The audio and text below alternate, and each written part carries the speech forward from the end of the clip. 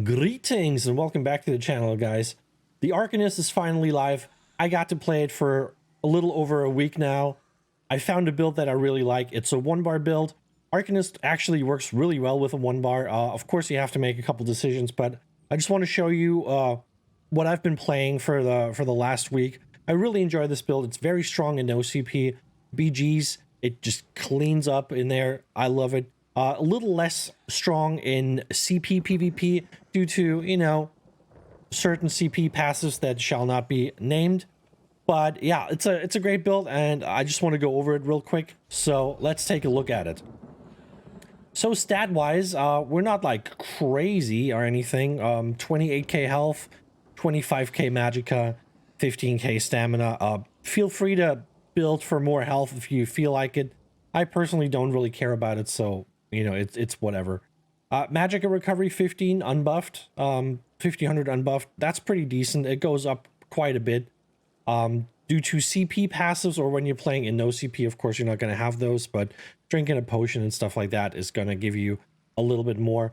And honestly, this is not a hard build to sustain. Of course, some of the skills cost a little bit, but overall, I got to say, I never really had any sustain issues with this build, so shouldn't be a problem. The spell and weapon damage, 5100 on the spell, 54 on the weapon damage. So not super high. We get to around like 6k-ish in CP if we're like, or like in no CP too, if we're fully buffed, but for the most part it's like 5.6, 5.8, something around that. But yeah, definitely enough in my opinion. The spell and weapon critical here at 34, not too shabby either in my opinion. I feel like Arcanist can benefit a lot more from having a lot of crit, and I think that's going to be like a build that I'm going to be doing next, focusing more on crit and crit damage, because the beam can take a lot of advantage of that. So yeah, that's not bad either. Spell penetration 13k, that is pretty decent, not gonna lie. It's not going to go up any further than that, because I'll explain that in a second. But 13k, just having it sit there is pretty nice already. Of course, when it comes to resistances, very low. We're in light armor, and I just honestly don't really care about being tanky on this build. This thing is just meant to melt people, and it does. And then, of course, I didn't take all the passives, you know, like I've been just grinding this thing. I've been playing it. There's a couple passives missing. Today I just completed my my Undaunted skill line, so I finally get a couple extra stats, but we're still missing a couple other things.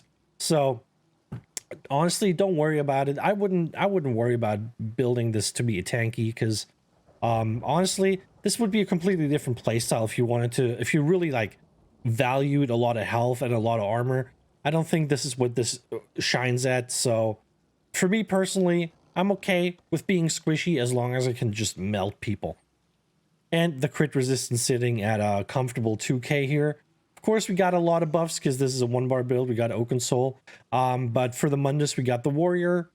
And yeah, that's about it. I'm a stage 1 vampire. You can go stage 3 if you want to be the more tanky kind of guy. But honestly, Arcanist has a couple really expensive skills, and I personally am not comfortable paying more for my heal, for example, which is already very expensive, and I don't feel like I need it anyway. So I'm just a stage 1 vampire, just, you know, just putting it on the back burner. But if you want to be a, you know, a stage 3 vampire or stage 2 vampire, and you want to use maybe a vampire skill like Mistform or something, yeah, that's up to you, you know. And we're using Witch Mother's Potent Brew as our food. That's more than okay. I wouldn't really go and do citrus fillet or anything. It's too expensive, and it doesn't make enough of a difference. So Witch Mother's Potent Brew, it is. Looking at the sets right now, I'm running Oblivion's Foe. The reason for that is, I will explain that in a second, but we're running Oblivion's Foe, which basically turns our Soul Trap ability into a super juiced skill, because it gives that Soul Trap damage over time, another damage over time on top of it, which actually deals more damage than the ability itself. And yeah, the set itself is pretty decent too. 2 lines of weapon spell damage, offensive penetration, and then a little crit chance. So actually pretty solid set all around. The next set we're using is Deadly Strikes. Yeah, it's all the rage. I know everybody's been talking about it. For the most part, for like the month from like PTS release leading up to the release of this class, I've been kind of like shit talking and down talking Deadly Strikes because I was really annoyed with people thinking that it's like the end all be all of all Arcanist sets, but I did a lot of tests and it is pretty good. I gotta admit that. You can use other sets too. Things like Draugr are pretty nice too, but in my opinion, from what my tests have shown, Deadly outperforms that by a little bit. And yeah, that's it. That's basically it. Deadly, pretty nice set to be honest. Double weapon and spell damage here, 1 crit chance, and then all the damage over time and channeled abilities are going to be 15% stronger. We have a lot of damage over time, and we have the channeled beam, of course, on this thing. So our damage is going to be pretty high on that, and we're using 1 Balork. Just for some extra weapon and spell damage, I wanted to buff the damage a little bit more. And then, of course, the Oakensoul ring here. If you don't want to run, like Oblivion's Foe or Deadly, and you still want to maintain this configuration, kinda, a thing that I've done before I settled on Deadly really was I had full Balork, so both pieces, and then 4 pieces of Witch Knights. Witch Knights is pretty nice because it has 3 times weapon and spell damage. So what you can do is, like in my case, I would just replace the staff with the Witch Knight staff, the jewelry with the Witch Knights, and have my Oblivion's Foe on the body, have my 2 Balork, and then the Oakensoul. You can do that if you want. Damage-wise, like overall, your weapon damage is pretty much the same if you do that. But your top damage when your Balork is active is, of course, a lot higher. You get a lot more penetration. I honestly haven't seen a lot of difference. So I gotta be honest. I don't think it's like Balork is really needed, but of course you can drop that that big bomb if you want, and if you really want the big penetration and some extra damage, you can do that. It's up to you. I feel like it doesn't make a big difference, but yeah, you decide that.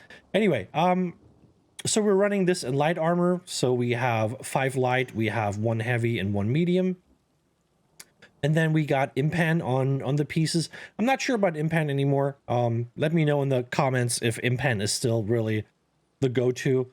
I feel like in medium armor it kind of is, because like having like reinforced in medium armor, I don't know, like it doesn't seem to be like a good choice to buff the armor in light armor. It's more like a like medium big piece and heavy armor kind of thing.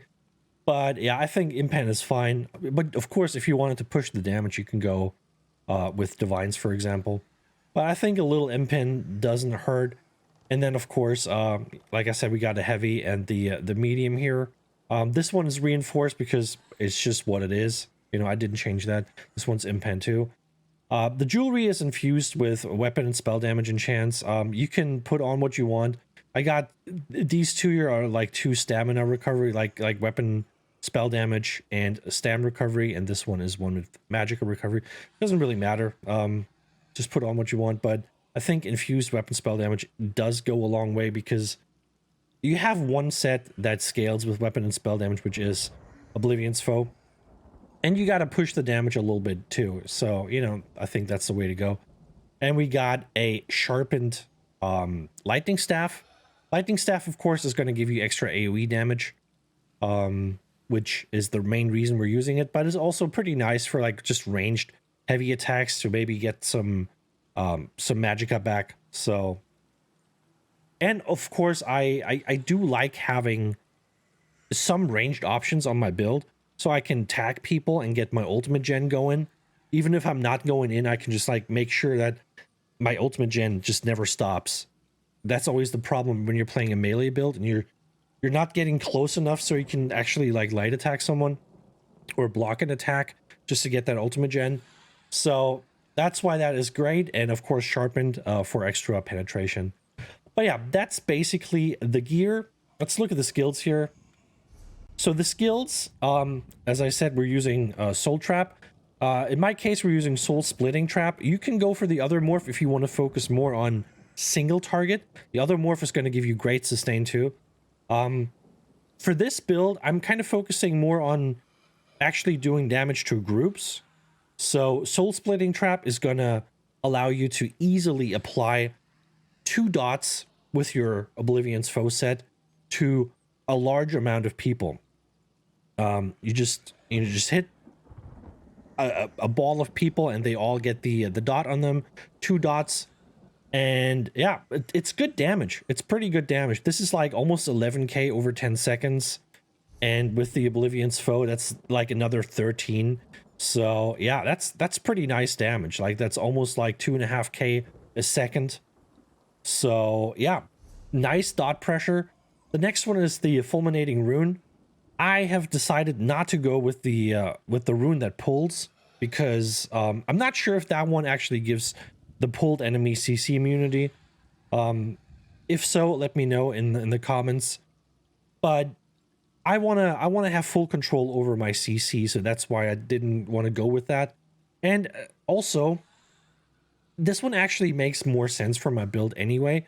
So what this does is you focus a target, you hit them, and it creates kind of like it pulses out like an AoE and hits other enemies around the target, and everybody that gets hit by it gets a pretty decent dot on them. So that's another thing. You can easily put this on a lot of people, Oblivion's Foe on a lot of people, and this on a lot of people with just 2 button presses. With 2 button presses, you have 3 dots on a whole group of people. And I think that's amazing, especially on a 1-bar build where you don't have too many slots available anyway. Getting some extra, you know, like getting 2 dots out of just 1 cast is pretty nice. And they work together well. That's a lot of damage. Like you can see that people are taking a lot of damage from just that. So that's basically like another 1k a second. So we're looking at like 3.5k a second, of course.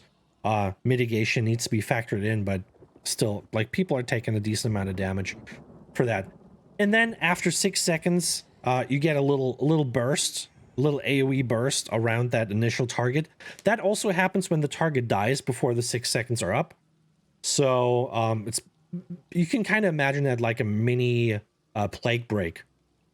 Someone having like one instance of plague break on them, and when they die, it pulses out and hits people around them. Doesn't hit super hard, but it definitely helps.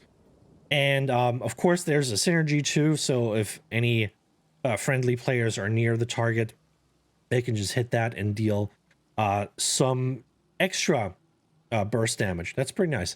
So this one, then the next one, we're using the Pragmatic Fate Carver. Which morph you want to do is up to you. I think the shield is quite nice. It's great in PvP. It's great in PvE. If you feel like you want to snare people more, if you feel like people are running away from you too fast, you can take the other morph, but I think this one's just fine. And yeah, it's not much to say. It deals a lot of damage. It hits 3 times a second. I don't know if people are really aware of that. It does a lot of damage, and it does it 3 times a second.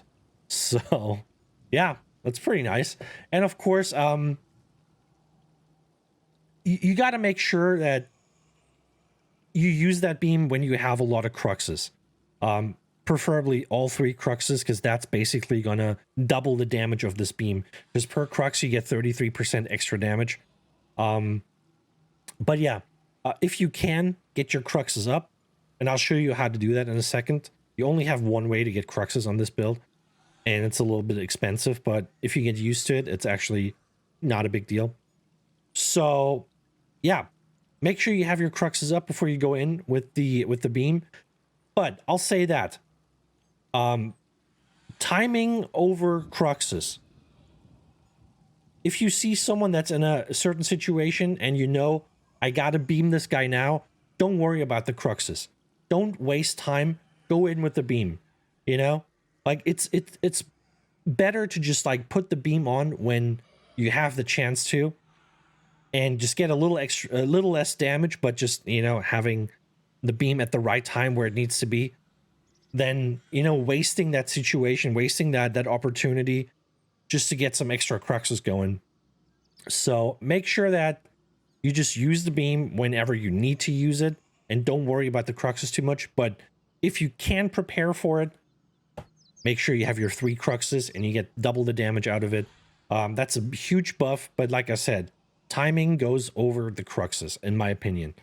Sometimes an unbuffed beam at the right time is better than a fully buffed beam at the wrong time. So yeah. And then the next one is Rune of the Colorless Pool. So there's 2 morphs, of course, to this. The other one is the one that charms people and they just run around the place like a headless chicken. I don't like that one, and I'll tell you why I don't like that one. First of all, like, this one gives you more damage because it gives you a minor vulnerability and minor brittle, which is 15% extra damage potentially. So this one is great to just put that up on a target and you just get more damage out of it, especially in like PvE when you're like burning a boss. That's a good, nice little damage buff for you. And the reason I like this one more is because this one just stuns people and they stay where they are, which is kind of important when you're beaming them, because people are a little hard to hit when they're like running around. And if you hit someone with the other rune, they just start like running around like crazy. I got hit by one earlier in a BG and I was just like, what was this? I was running in 5 different directions. Like my guy couldn't figure out where he wanted to go. And I can only imagine how difficult it must be trying to keep the beam on someone who's constantly changing directions. And yeah, so I like this one a lot better. People just sit where they are. You just hit them, they get stunned. This stun is a little hard to break. I'm not sure if this is like intended, but probably not intended. It's probably just like some bugginess going on. People seem to have issues getting out of this stun, and I personally felt it myself. When people hit you with this thing, like, you can't just break free. Like, it takes you an extra second. And I've seen a lot of people just sitting in this thing for seconds. So I can just like beam them down while they just like are frozen in place and they can't go anywhere. So that's why I like this one. It's easier to aim the beam because they're not moving and you get extra damage. So I think this is the better morph in my opinion. The next one is Evolving Rune Men. This is your heal, your burst heal. And you get a little bit of heal over time. Also allows you to heal other people, which is nice, but it also can kind of kill you, because you don't really have control over where this heal is going. So if someone's near you that needs to heal more and the game decides that this guy gets the heal, then you might just die, right? But for the most part, this is a pretty decent heal. It's very expensive. It gets a little bit cheaper if you have Crux. And you also generate Cruxes when you're healing. And this is your number one, like your only way of generating Cruxes on this build, basically. So you got to heal. So like I said, it's expensive, costs you 4k. The more Cruxes you have, the cheaper it gets. But I mean, you know, you're only gonna get like 9% cost reduction. So you're only gonna dip a little bit below 4k Magicka on the cost of this thing. So it is expensive, but I gotta be honest, like even in PvE or PvP when I'm being pressured a lot, spamming this thing, I somehow sustain it. I don't know how, but it somehow like is sustainable. But yeah, this is your way of getting Cruxes up. So one thing I need to mention about this is you got to be in combat. You're not going to generate Cruxes if you're not in combat. I don't think it mentions that anywhere, but you have to be in combat. So there's no real pre-buffing if you're not already in combat. So I would recommend before you go in, light attack someone, get in combat, cast this at least once, and then, you know, get your combo ready. Better, of course, if you have time and you're in combat and you just cast this 3 times, get your 3 Cruxes up, and then you're ready for an encounter and you can approach someone, or if someone jumps on you, you got your Cruxes ready. So that's the way you get this. It's a decent heal. There's a little bit of a delay. It doesn't say it has a cast time, but I feel like it has a cast time. Because I can, if I do this fast enough, I can dodge roll my heal, basically canceling it before it goes off. So it kind of feels like there's a little bit of a delay in there, but, you know, it is what it is. And for the ultimate, we're using Tide King's Gaze. This one is an absolute monster ultimate. 180 ultimate, really cheap for an ultimate that's that strong. It's crazy. So basically, it just pops this big thing, and like on a target, and it beams straight down. And where the beam hits, it has like some splash damage. It's like a splash zone.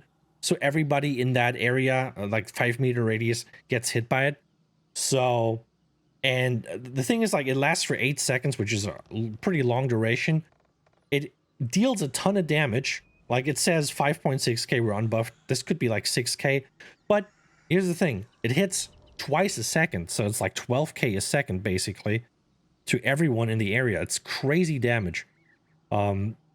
This thing just melts people. And now you can kind of see the whole idea of this build. The whole idea of this build is 0 burst, but all dot pressure. This one is 2 dots. This one is 1 dot. This one is basically 1 dot, and this one is 1 dot. And it's just crazy.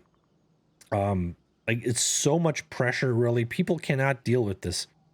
It's a lot of fun, and you can like literally kill like entire groups.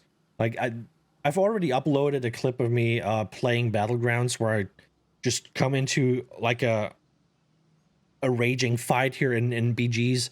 Everybody's like, you know, dumping AoEs on each other, and I just walk in there and I drop all this stuff and I kill 5 people right away. So this is great. This is great. It gets people off of you too. Like, you have like a lot of pressure, so when people start hitting you and you hit them with your AoEs, with your dots, and maybe you put this thing up, people just like back off of you because they don't want to deal with that damage. So keep that in mind for the Tide King's Gaze. Great offensively, but it's also a pretty good defensive ultimate. If you know someone's like jumping at you and you're like about to die, and you need to get someone off of you, you pop this thing. You pop this thing, people are gonna, you know, have some respect when you pop this. And if you want to be a little bit more cheeky, pop this thing, hit him with the rune real quick if you can, if you have the time to do it, because then they're gonna sit in there and just gonna get beamed for like a second or two, and that's definitely gonna make them back off because that's some damage they don't want to fuck with. Anyway, so that's the thing. The combo is Soul Trap, Rune. You have your pre-buffed Cruxes, right? So you got Soul Trap, Rune. You hit the Rune, or actually, let's do Soul Trap, Rune. Put the Tide King down. Then you stun them. When the Tide King starts hitting them, you stun them, because that way you get a little bit extra mileage out of it. If you stun them first, they have time to kind of break this while you're casting the Tide King. So put the Tide King on. It's going to take them a second to react to it anyway. And then that 1 second, you have time to put that on. This one has a second delay anyway.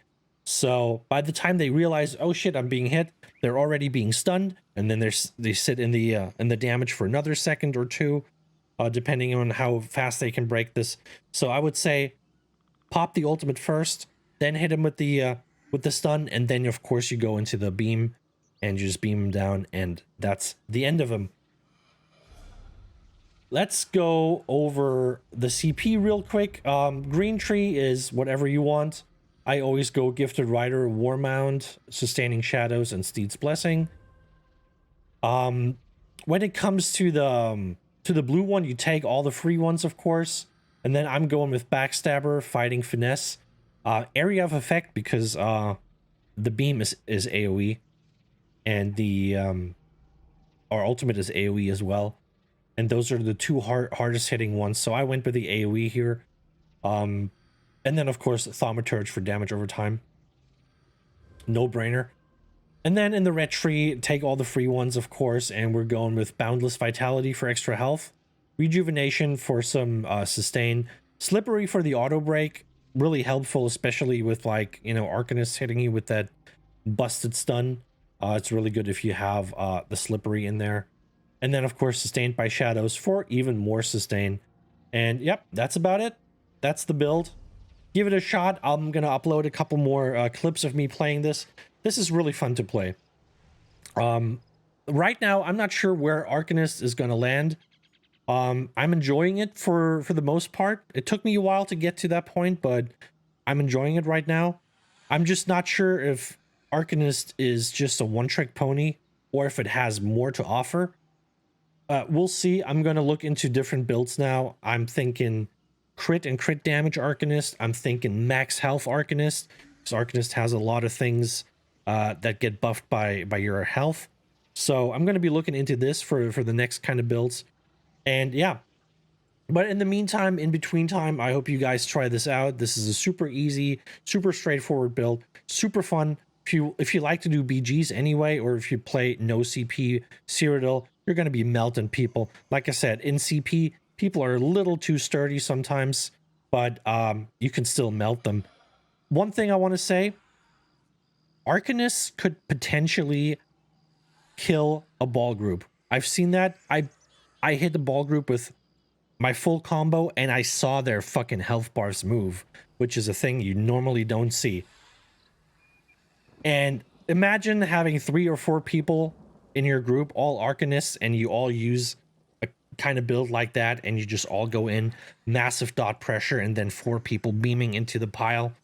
I think you could kill a ball group. So I want to see that.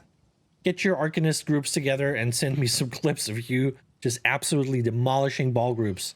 Okay? Yeah, but that's it, guys. I hope you liked it. I hope you give this a try. Fun build to play. I'll be back with another build soon.